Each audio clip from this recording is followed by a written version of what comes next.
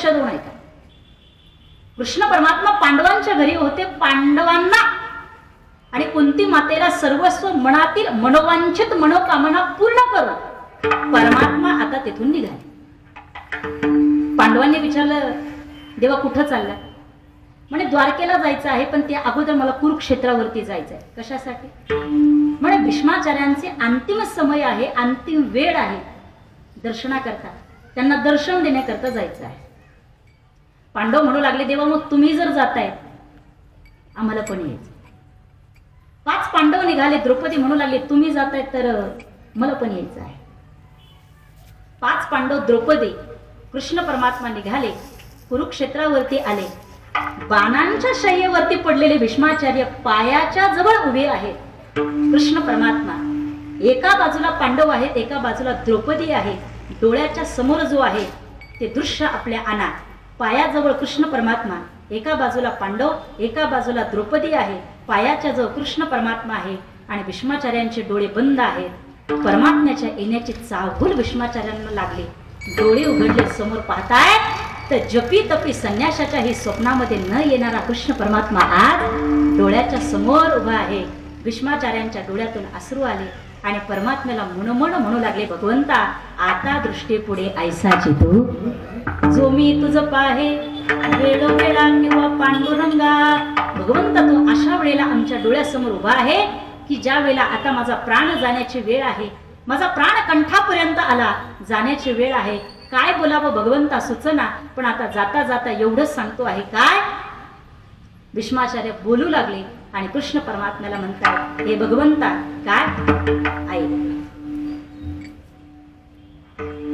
मला एक मुलगी आहे, त्या मुलीचं लग्न करायचं आहे. खूप दिवस झाले त्या मुलीकरता मी वर शोधतो आहे, मुलगा शोधतो आहे, पण पाहिजे तसा सापडत नाही.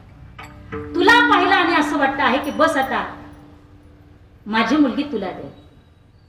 तुमच्या मनामध्ये एक शंका आली असेल, तुम्ही म्हणाल भीष्माचार्य तर हे ब्रह्मचारी आणि यांची मुलगी आली कुठून? हे म्हणजे असं झालं, भीष्माचार्यांची मुलगी हनुमंतरायांचा मुलगा, तारीख आहे 32 आणि वेळ आहे 13 वाजता त्यांचं लग्न. शक्य आहे का? मग हे जसं शक्य नाही, भीष्माचार्य ब्रह्मचारी आणि यांची मुलगी आली कुठून? पण भीष्माचार्य म्हणतात माझी मुलगी आहे. सांगू देवा? ऐक, मुलगी कशी आहे?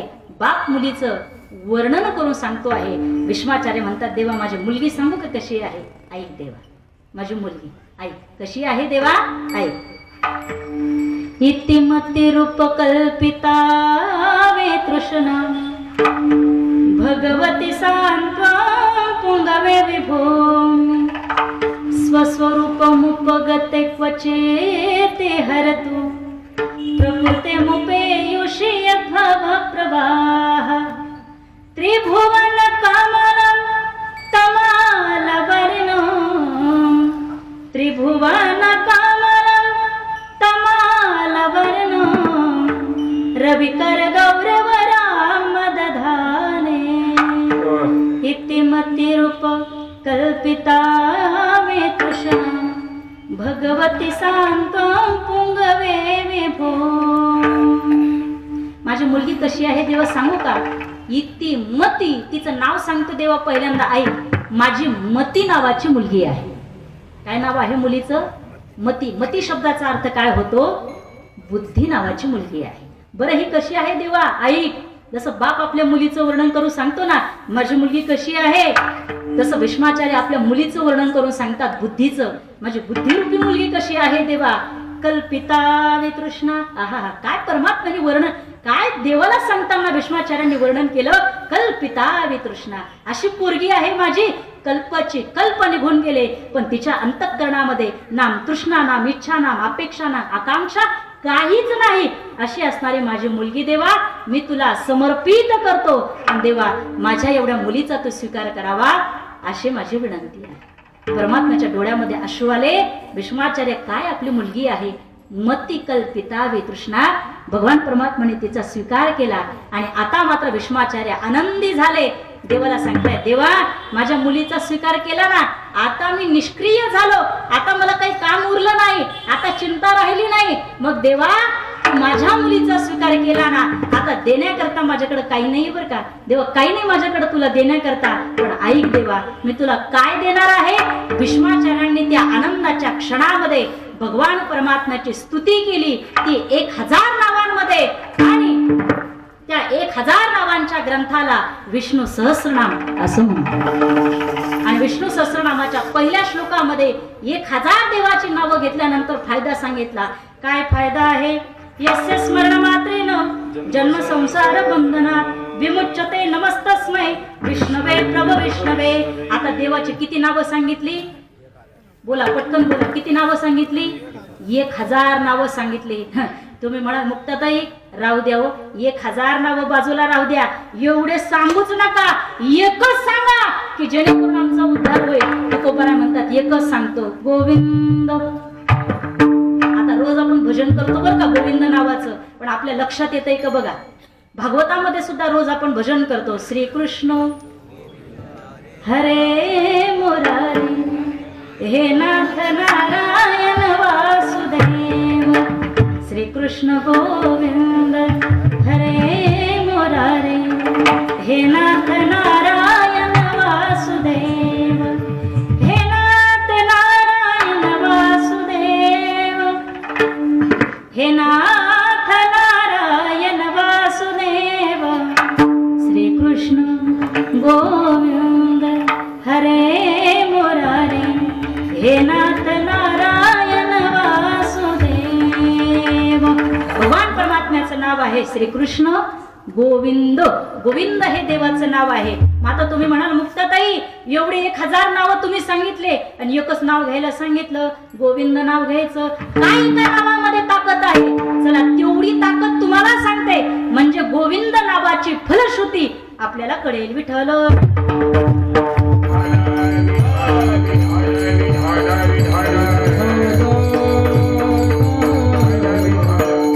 आदरणीय गुरुवर्य हरिभक्तीपरायण संदीपान महाराज शिंदे यांच्या मुखातून मी गोविंद नावाची फलश्रुती ऐकली. मी आळंदीला असताना आता भागवत कथा, रामकथा, शिवमहापुराण कथा, कीर्तन एवढं सगळं करायला मला या मार्च महिन्यामध्ये 18 वर्ष पूर्ण झाले आणि आता हे 19वे चालू झालं. 19 वर्ष पूर्ण झाले. अवघ्या महाराष्ट्रभर, महाराष्ट्राच्या बाहेर सुद्धा मी ज्या वेळेला आळंदीला होते ना, त्यावेळेला श्रीगुरूंच्या मुखातून, म्हणजे माझी ज्ञानेश्वरी शंकर महाराज पांचाळांकडे झाली आणि गाथा माझा रामभाऊ महाराज राऊतांकडे झाला. ज्या वेळेला मी आळंदीला होते ना, त्यावेळेला अनेक वक्त्यांच्या मुखारविंदातून काही नामाची फलश्रुती ऐकली, पण संदीपान महाराज शिंदे हाशेगावकर यांच्या मुखातून गोविंद नावाची फलश्रुती ऐकली. इतकी सुंदर सांगितलं. गोविंद नावामध्ये किती ताकद आहे तेवढी मी तुम्हाला सांगते, म्हणजे लवकर लक्षात येईल. ऐका. गोकोटी दानम ग्रहणेषु काशी प्रयाग गंगा युत कल्पवासा यज्ञायुतम मेरु सुवर्ण दानम गोविंद नाम स्मरणेन तुल्यम. आता एकदा गोविंद नाव म्हटल्यानंतर काय फलश्रुती मिळते ऐका.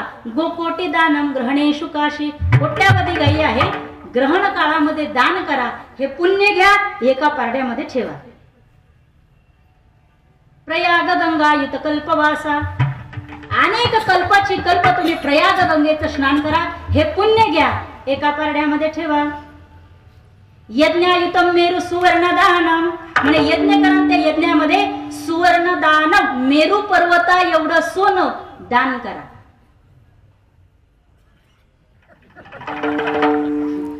किती सोनं दान करायला सांगितलं? मेरू पर्वता एवढं सोनं यज्ञामध्ये दान करायचं. महिला म्हणजे शक्य आहे का? आता शक्य आहे का? आता सध्या सोनं काय भाव आहे? 1,51,900. जाऊ द्या, आपल्याला घ्यायचंच नाही. जाऊ द्या. सोपं सोपं तुम्हाला विचारू का प्रश्न?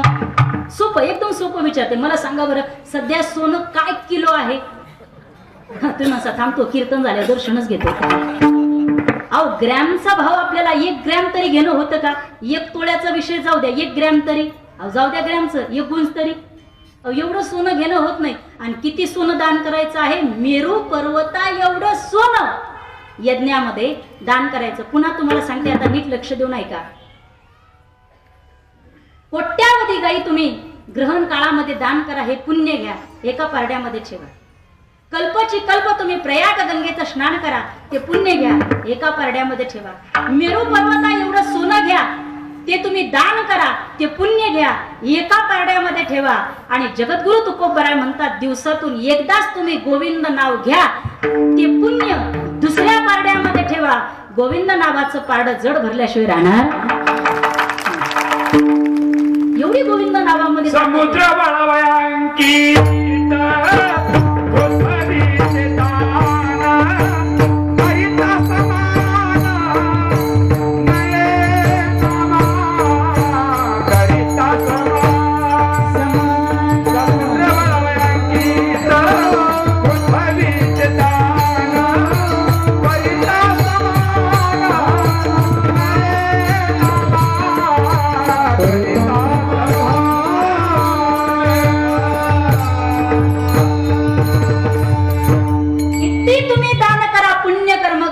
एकदा देवाचं नाव घ्या पर्वताप्रमाणे, बस सर्वस्वाचा नाश होतो. म्हणून जगद्गुरु तुकोबराय म्हणतात, एवढं तुम्हाला करण्याची गरज नाही, फक्त दिवसातून एकदाच म्हणा, गोविंद गोविंद. बरं, हरिपाठ झाल्यानंतर सुद्धा आपल्याला ज्ञानोबरायांनी काम सांगितलं. ज्ञानोबराय म्हणतात, आपल्याला एकच काम करायचं, काय? हरिमुखे म्हणा, हरिमुखे म्हणा, हरी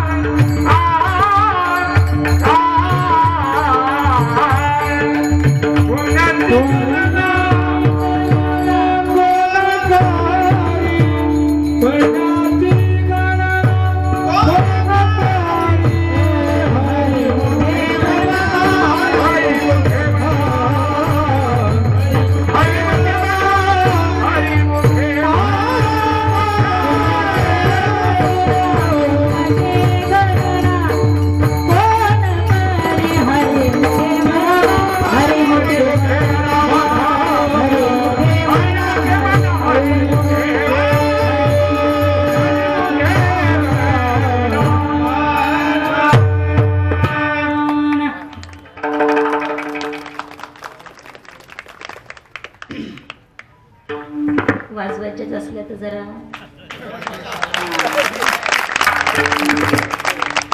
काय सांगू का तुम्हाला, एखाद्याला मोठं म्हणण्याकरता सुद्धा रक्त सुद्धा खानदानी असावं लागतं. आणि आता लय जोरात वाजल्या बरं का पाठीमागून. असो, ज्ञानोबरांनी आपल्याला काम सांगितलं, हरिमुखे म्हणा, हरिमुखे म्हणा. महिला मंडळ काम सांगितलं आपल्याला, काय म्हणायला सांगितलं, हरिमुखे, हरिमुखे म्हणायला सांगितलं. काय म्हणायला सांगितलं, हरिमुखे आहे का? मला म्हणायला होतं, तुम्ही म्हणा. आणि तुम्ही काय करता मग? तुम्हाला म्हणायला सांगितलं, काय म्हणायला सांगितलं, हरिमुखे आहे का? आता म्हणायला सांगितलं, काय म्हणायला सांगितलं, हरिमुखे. चालू द्यायचं का 4 वाजेपर्यंत?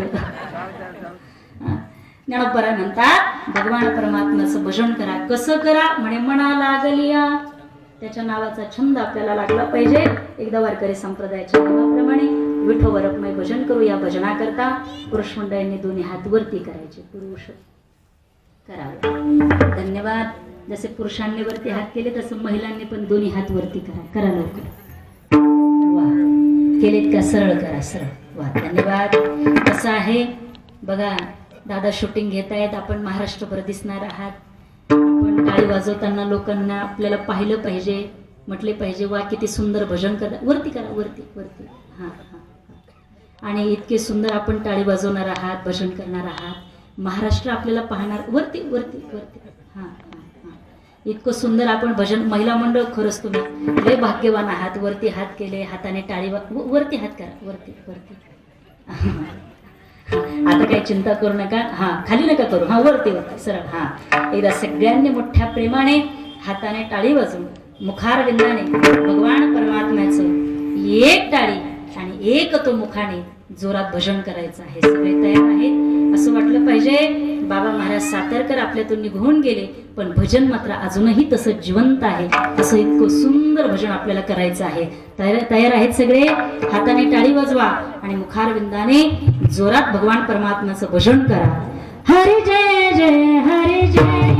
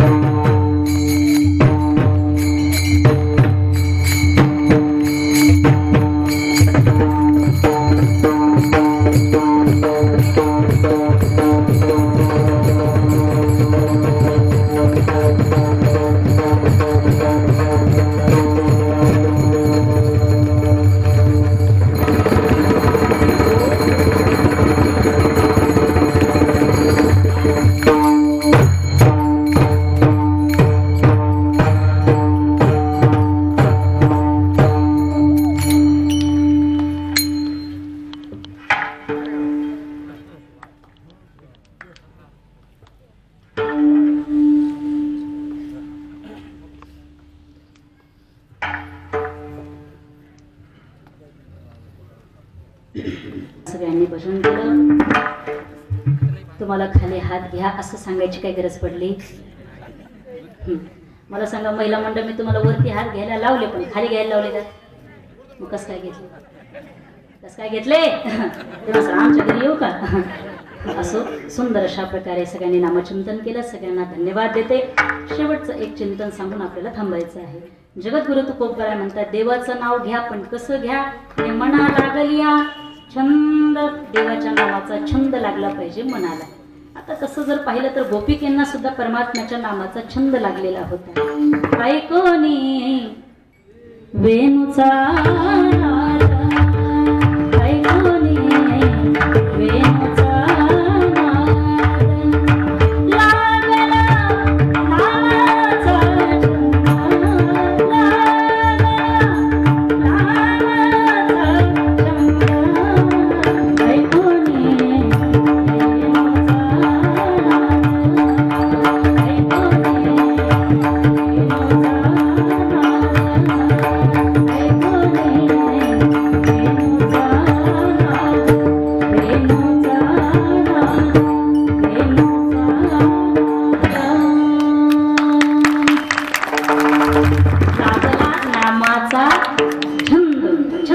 आपल्याला यायचं होतं. भगवान परमात्म्याच्या नामाचा छंद लागला पाहिजे.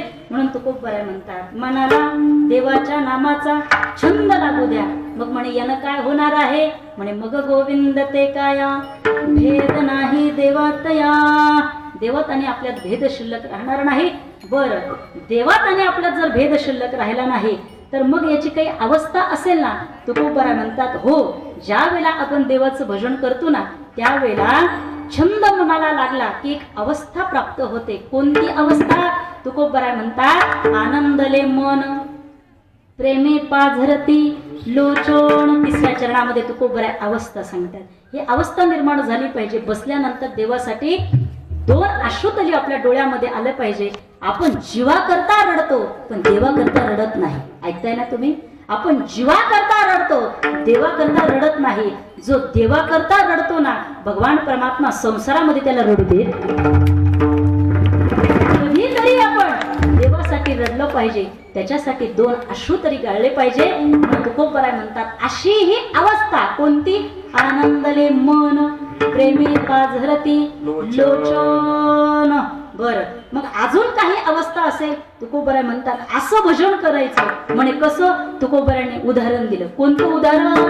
तुका म्हणे आणे, तुका म्हणे आणे, तुका म्हणे आणे, तुका म्हणे आणे, तुका म्हणे आणे, तुका म्हणे आणे, तुका म्हणे आणे,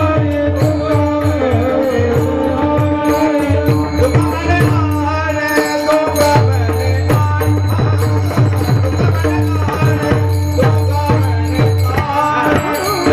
म्हणे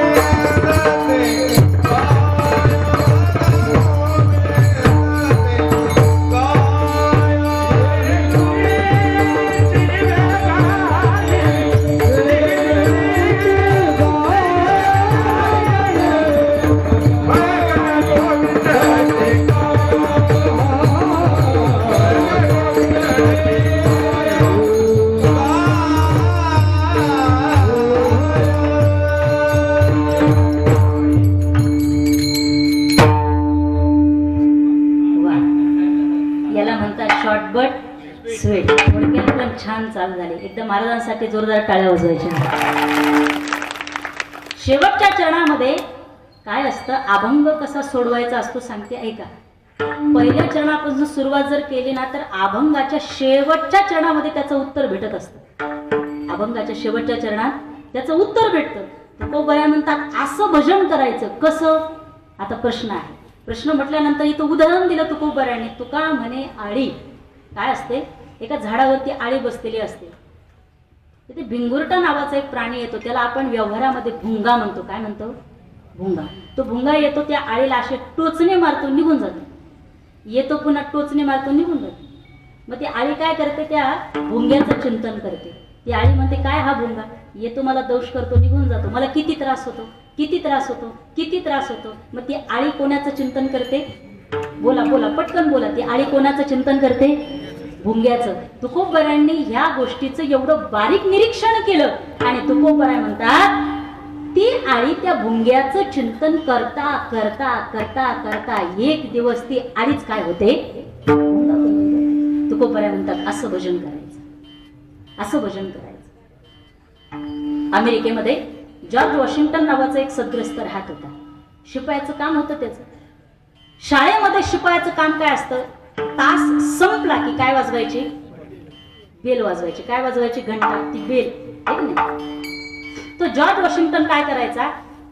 शिपायाचं काम असल्यामुळे ते शाळेमध्ये तास संपला की बेल वाजवायचा. का म्हणायचा? बेल वाजवायचा. आणि बेल वाजवताना, घंटी वाजवत असताना तो म्हणायचा, खन खन खन, अमेरिकेचा अध्यक्ष वॉशिंग्टन. काय म्हणायचा तो? खन खन खन, अमेरिकेचा अध्यक्ष वॉशिंग्टन. आता विचार करा, काम काय करत होता हा? शिपायाचं. आणि स्वप्न कसली पाहत होता? अमेरिकेचा अध्यक्ष बनण्याची, राष्ट्रीय अध्यक्ष बनण्याची, एक नाही, राष्ट्राध्यक्ष बनण्याची स्वप्न पाहत होता. लोक त्याला हसायचे. शिक्षक लोक सुद्धा होते शाळेमध्ये, ते पण हसायचे. म्हणजे साधा शिपाई आणि स्वप्न काय पाहतो आहे? अमेरिकेचा राष्ट्राध्यक्ष होण्याचे. लोक सगळे त्याला हसायचे. आणि एक सांगू का तुम्हाला महत्वाचं वाक्य? वेडी माणसंच इतिहास घडू शकतात, शहाणी माणसं कधी इतिहास घडू शकत.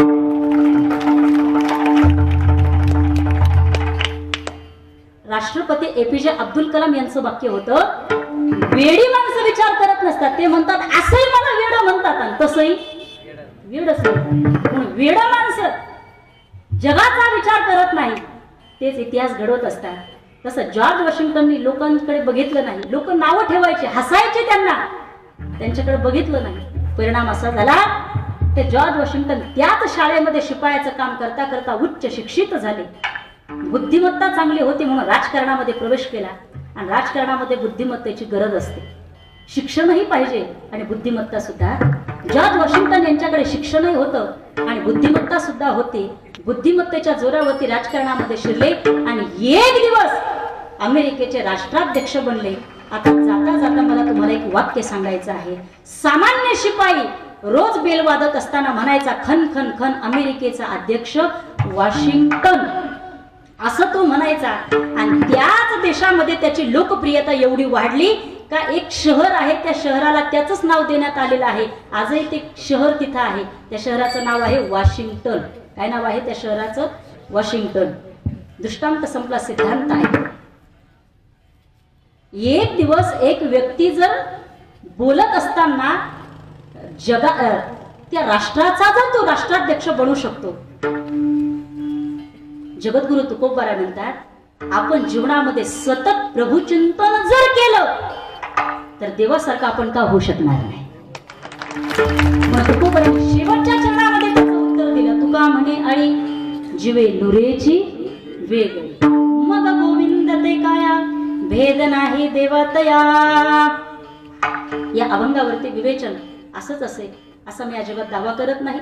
माझ्याही पेक्षा अजून काही वरिष्ठ आणि चांगले वक्ते जे आहे ते अभंगावरती वेगळं काही चिंतन मांडू शकतील व आपण ह्या ज्ञानाचं ग्रहण करू शकाल.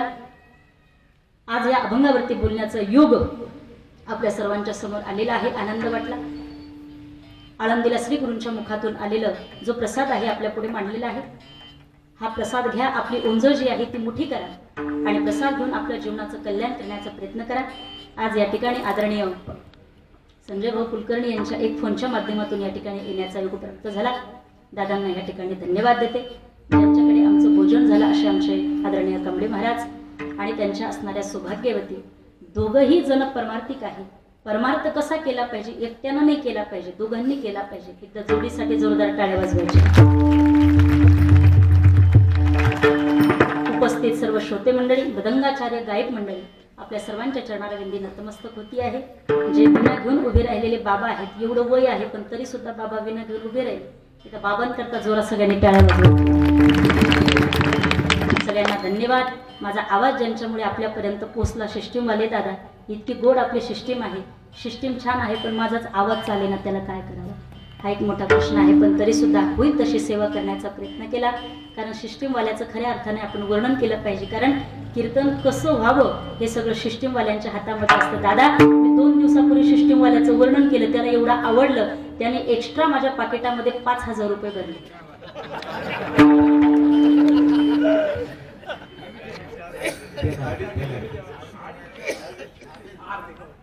नाही, मी 2.5 वर्ष भागवते, फक्त दिले पाहिजे त्यांनी. असं त्यांच्याही चरणारविंदी नतमस्तक होऊन, आपल्या सर्वांच्या चरणारविंदी नतमस्तक होऊन सेवेला याच ठिकाणी पूर्णविराम देण्याची अगोदर आज माझ्यासोबत माझे मिस्टर सुद्धा आलेले आहेत. तसं आमची फील्ड जी आहे ती वेगळी आहे. मी आहे कीर्तनकार आणि माझे मिस्टर जे आहेत ते सॉफ्टवेअर केमिकल इंजिनियर आहेत. दोनही सॉफ्टवेअर पण आहेत, केमिकल पण आहे. आजचा दिवस कोणता आहे? संडे. आज कोणवार आहे? रविवार. असं रविवार सापडला का त्यांना मी घेऊनच जात असते. नाही, आज रविवार होता, त्यांना म्हटलं चला सोबत, ते म्हणे हरकत नाही, म्हणून तेही माझ्यासोबत आलेले आहेत. असं काही फार जर कालचा दिवस जर असता तर मग त्यांना हाफ डे किंवा मग ड्रायव्हर वगैरे सोबत असतोच माझ्या, तसं काही अडचण नाही. पण आज तेही माझ्यासोबत आलेले आहे. आज आम्ही कीर्तनाला जोडीनं आलो बरं का कांबळे महाराज, जोडीनं आलो. असं तेही सोबत आले, त्यांचे आभार व्यक्त करून सर्वांच्या चरणारविंदी नतमस्तक होऊन सेवेला ह्याच ठिकाणी पूर्ण विराम. ज्ञानेश्वर